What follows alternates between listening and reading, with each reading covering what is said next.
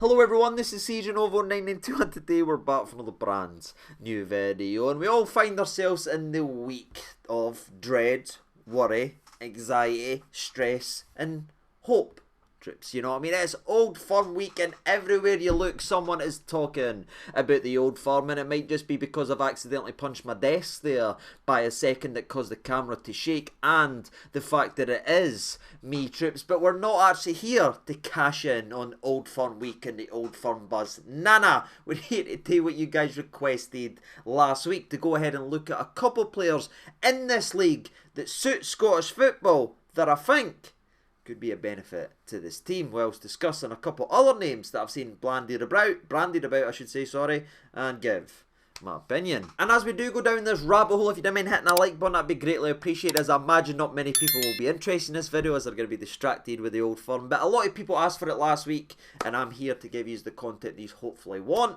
and enjoy. So let me try and go and do that and give you my thoughts and opinions on a couple of the players. Now, these players that we're going to be discussing, I've actively went out of my way of not just focusing on players and performances against the Old Firm, because we've seen it many years. Every year in Scottish football there's always these players that turn up versus the Old Firm. When the lights get brightest, they play up to this level, they look like world beaters, you're thinking, oh, he's going to be great, and then they vanish for months. They can't stand out, they can't drag their team, they can't look good again until the Old Firm, when they'll raise the level. We're actively not looking at that. We're looking for consistency, because the only consistent thing we've had in our team for a while is inconsistency and bringing in players and risks here and risks here. I'm not want to get distracted and that. I want to pull it back, lower the nose, stop being snobby, and get some players in this league that suit this football, that can help this team win domestic trophies. And I think the first one's going to be the single most obvious one, so we're going to get it out of the way very early, because I'm going to say his name despite him being too old, or he doesn't fit the transfer strategy or anything like that. Do you know what he does? He scores goals,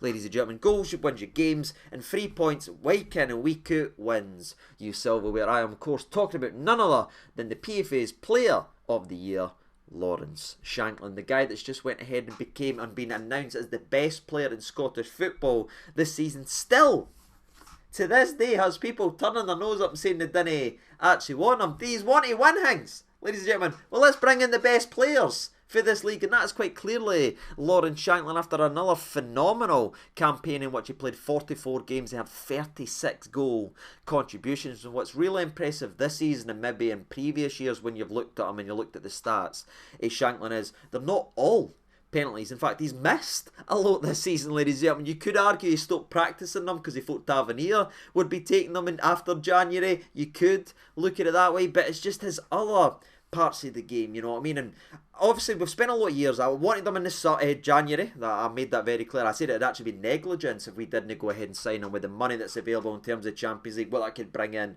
the silverware that's there to be won. It'd be negligence if we didn't bring him in. We never done that. We brought attackers that can't score goals into the football club. I wanted them in the summer and I wanted them in the previous January. But I would argue now, ladies and gentlemen, if you look at Lawrence Shanklin this season, this is the best Shanklin's ever been, and it just shows you it's no Football Manager, it's no FIFA. People didn't all just have the same cycle as actual players. Other people peak and get better at certain points, and quite clearly if you look at Shanklin's overall game, it's outstanding, if honest, because he can hold it up, he can bring it in right and left foot, he can bring people into play, and his positional sense has always been great, if I'm honest. That's the one thing he's always had, it's been able to sniff out a chance, get in the right position and put it away. As the old analogy you've heard your dad say many times, the goalpost never moves, and if there's one player in Scottish football that proves that, it's Shanklin. Just look at the goals he's scored this year. He's not needing to look, he's not needing to get his head up, he's not needing to have a look at the goalie. The amount of times he's just got a ball,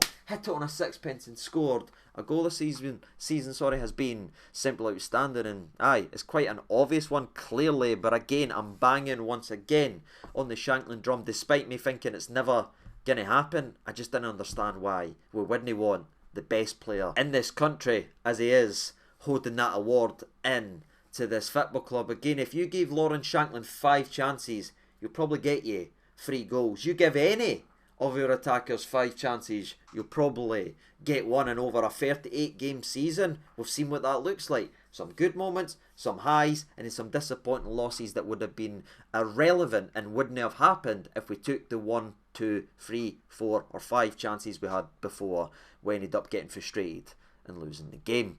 It's easy, it's simple. Lawrence Shanklin should still be a Rangers player, and considering he's got 1 year left on his deal, it'd be absolutely embarrassing if we didn't. Scottish would tick the old homegrown box, if you will, so we didn't get bloody problems with European football and everything like that, getting back to what wins us trophies. And again, he is the type of player I think we badly need, an instinctive finisher. Roof's going to be gone. When he did go in the park, he was our instinctive finisher. He's gone at the end of the season. Danilo's looked good, but he's not an instinctive finisher. Dessers is good on occasion. He's certainly not an instinctive finisher, because his first instinct isn't to shoot, and that's a worry when you're a striker. For me, obvious one is Shanklin, but we'll move on from there and we'll go to the second player, which again might not be like a shock to actually hear, especially if you follow this channel a lot when we talk about the preview videos and when we look at the side of the likes of Kilmarnock, especially earlier on in the season when we're breaking down individual players. Obviously the later the season goes on, we kind of keep repeating the same stuff over and over, but you've heard me talk about David Watson before, who again, just like Shanklin, has lifted up a wee award at the end of this season as he's went ahead and won the Young Player of the Year award. And that there, ladies and gentlemen, again, Scottish, win an award and young, you should be ticking every box that Rangers needs to be looking at. Now, for the stat lovers out there, this might be a wee bit of a shock, as he's nothing on paper that really jumps you and makes you think, oh my god, I want to go ahead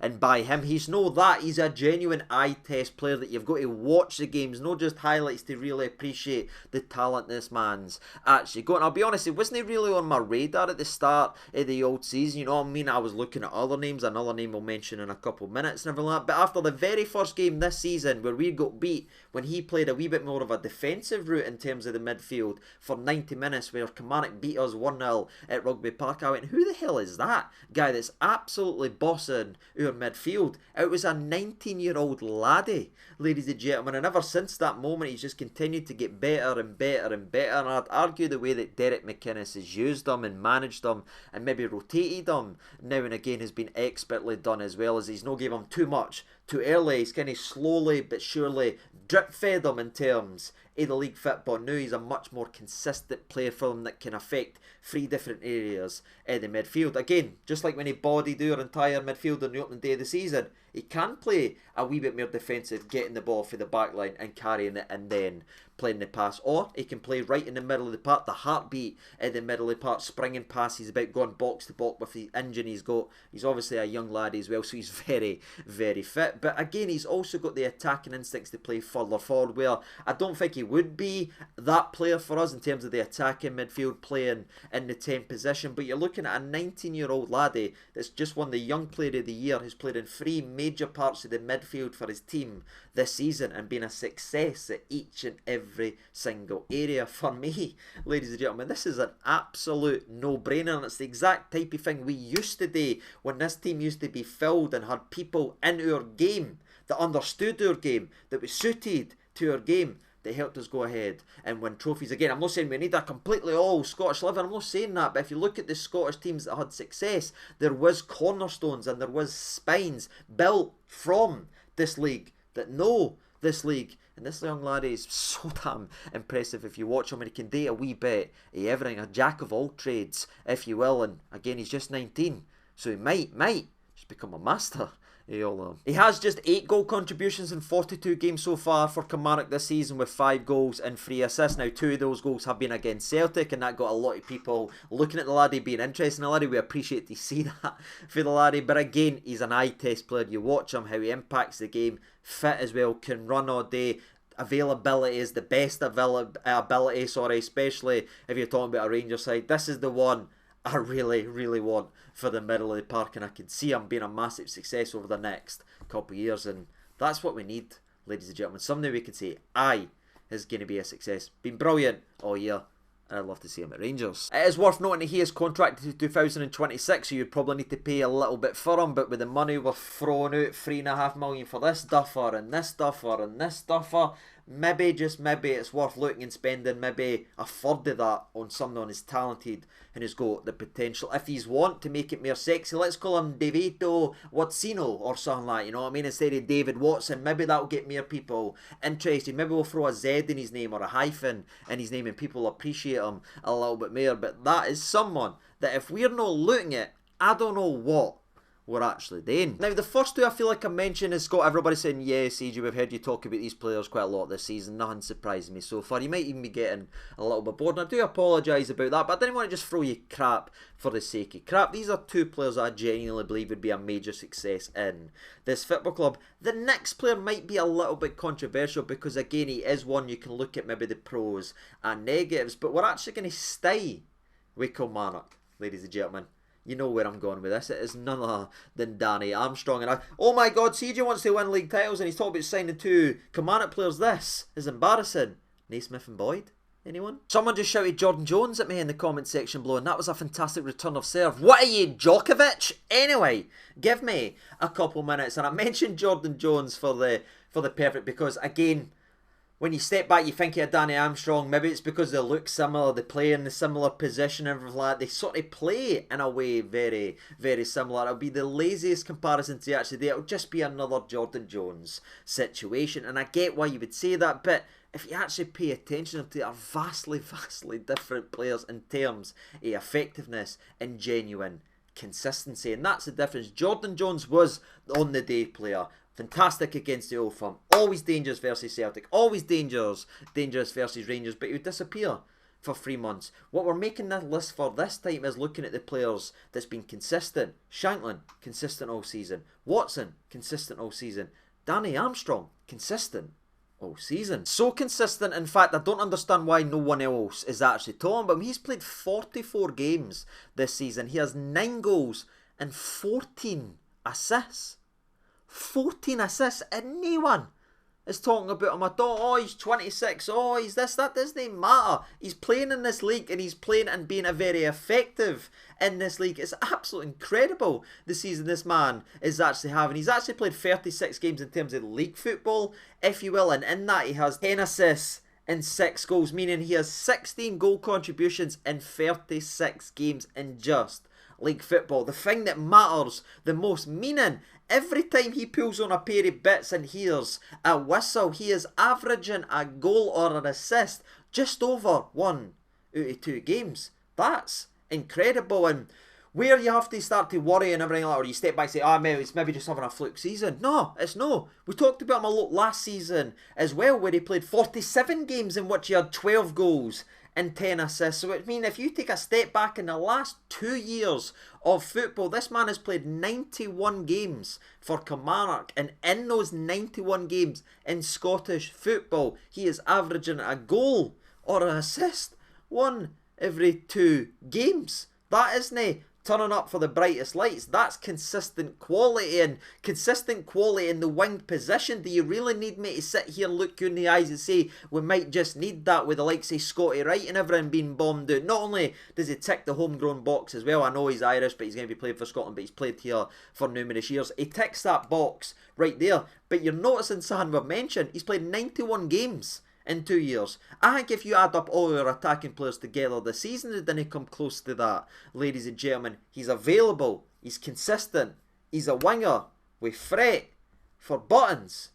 Why would we know? He's another one that's got 1 year left on his contract, and I get the Jordan Jones stuff, I get the Kilmarnock stuff. Oh, we need this, we need that. We've seen this guy on Twitter, or we've seen this guy on YouTube. I understand we're going to get excited with probably the guys we're going to bring in for leagues we didn't know much about. But sometimes, ladies and gentlemen, you can get lost in what's in the distance and not really realise what's in front of you. What we've badly missed all season is threat in that wing position. A genuine winger that can beat somebody driving the box and put a ball into the mixer. Scotty Wright's not going to do it. We need domestic players. We just need them.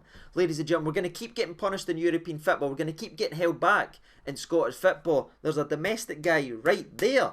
And with 1 year left on his deal, I just didn't see why we wouldn't take a punt on him and say, aye, it might be worth a risk. And that's the three I really like, ladies and gentlemen, so far. And that's the three that's really got me opening my eyes up and say, by God, they've had fantastic seasons or years previously, or played at a level that I can see translate into a Rangers team or fix an issue in. Shanklin, goal scoring, we badly need it. Oh, he'll not be able to do this in European football. Well, play other guys. Walter Smith, one of our greatest ever managers, managed to work a guy like Boyd and everything like that for domestic stuff where he was a hitman, and then changed it around in European football. It doesn't need to be, we need to focus on Europe, we need to be able to do. Who cares about Europe, ladies and truly?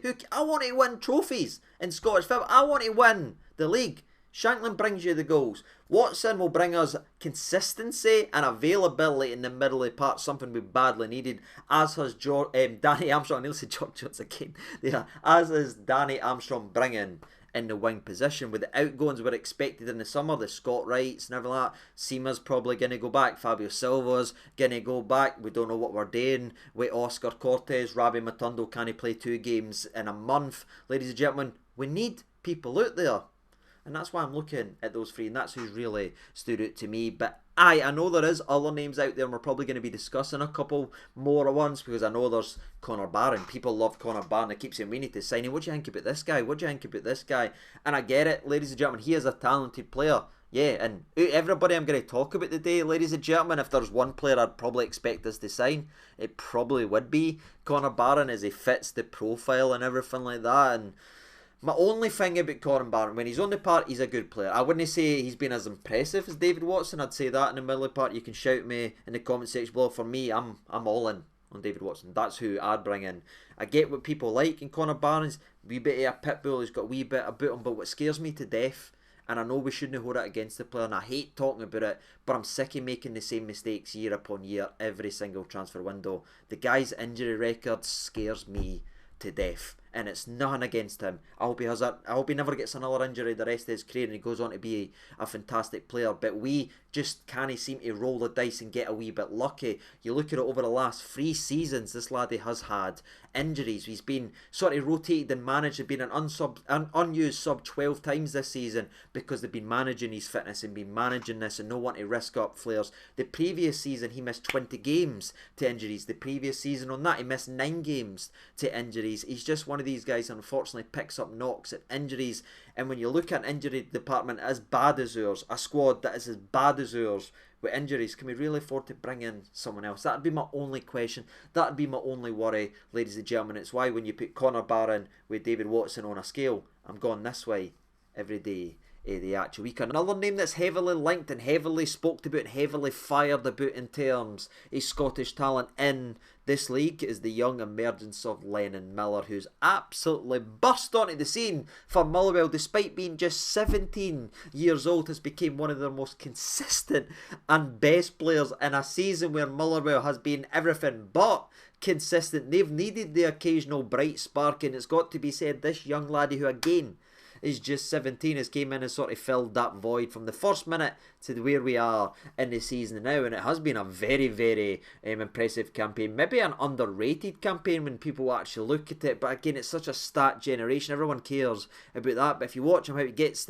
he can pick the ball up for the 6, he can carry it to the 10, he can really get involved, and he's got that ability to beat people. He is one that has definitely got one of these little marks for, and he's tipped for the future. But again, we mentioned him, he's just 17 years old, he's really burst onto the scene, and you might say, well, so is David Watts, he's really burst on the scene, he's just a couple years older. I just think the maturity levels, they can excel in one area and grow quicker in another, and I just think you can see David Watson is just a player that can naturally play it and really dictate the game. Lenon Miller is still a young laddie who is learning the graft and actually growing up and everything like that as well, and I think another season under his legs he could really be a good player. What I worry about is if we were to bring in a young Lenon Miller at 17 years old, he'd come in, play about 10 games a season and then be bombed out for the next couple of years and be forgotten about. Right now he's playing football week in and week out, he's learning that responsibility, he's dragging a team through the actual muck, he's learning the dirty side of the game. It's great where he actually is. Now, a perfect scenario would be Rangers buying him and maybe loaning him directly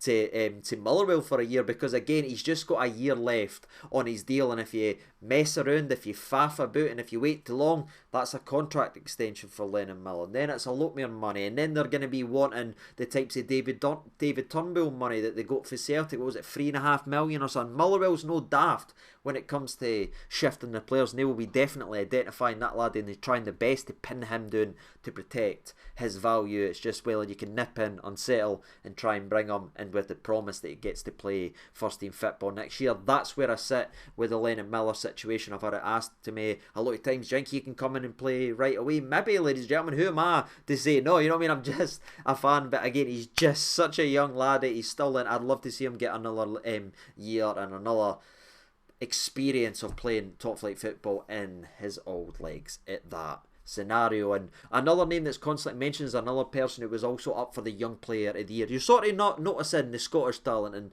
that shows you they're all young up and comers. It was Lyle Cameron, and I've got to be honest with this one, and this is no disrespect to anyone who's asking me about Lyle Cameron or asking in the comments a conversation point, should he be signing. He's a good player. Obviously, he's a very talented player. He's up for a nomination, a Young Player of the Year. But for me, every single time I've ever watched Dundee this season for previews against them, the one midfielder that stood out to me isn't the young Lyle. Nah, it's Luke McCowan, who's absolutely stormed all over this league. And because he is 26 years old, people didn't really pay attention to him. But if you're talking about a centre mid who's having a phenomenal season in the top flight of Scottish football, it's McCowan, ladies and gentlemen. He's played 38 games, a ridiculous 14 goal contributions in those 38 games from the middle of the park. That's an outstanding season, and again, nobody is talking about it. He's been brilliant. His skill, his individual ability to pick the ball, beat a man, run with it, get his team out of tight situations. He's really grew up this season. But again, I'm not sitting here saying we should go out and sign him. As impressed as I have been with that laddie, absolutely, you just got to look at others, and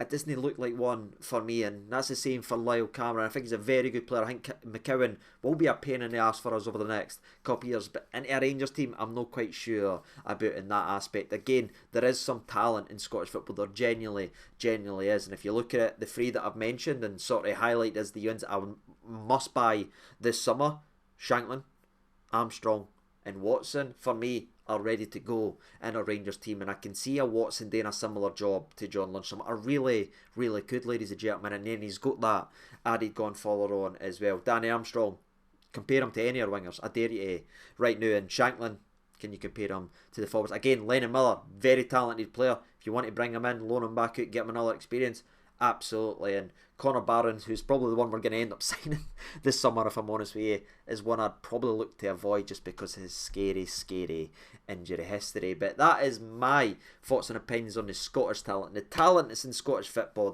the resource that we have ignored and abandoned, and it's hurt us year upon year. Start looking about now. There is talent there. Go and pick them up before it is far too late and we get another Lewis Ferguson situation, another Aaron Hickey situation, another Andrew Robertson situation. We keep turning our nose up time and time again, and all it is doing is hurting this football club. There's some really young, talented attacking players, and then some in their prime, which is alright, because it's no Football Manager or FIFA. 28, 29, 30-year-olds are alright to have at your football club, because there might not be any resale value, but you know what he brings you? 60 million for winning a league, 40 million for Champions League money, blah blah blah, to winning league titles. That's where you get your money, and that's my thoughts and opinions. I know there'll be a couple other ones you can let me know down there in the comments section below, but that's the ones that's been asked to me, and that's the ones I've looked at and really liked throughout the whole season. There's obviously non-Scottish players, but we're trying to pull it in the domestic side to help us with our domestic registrations and help us in European football. But I'd love to know your thoughts and opinions down there in the old comment section below. The talent in Scottish football, is it a resource that needs to be tapped into, or you just don't think they're good enough and we shouldn't be looking at like them?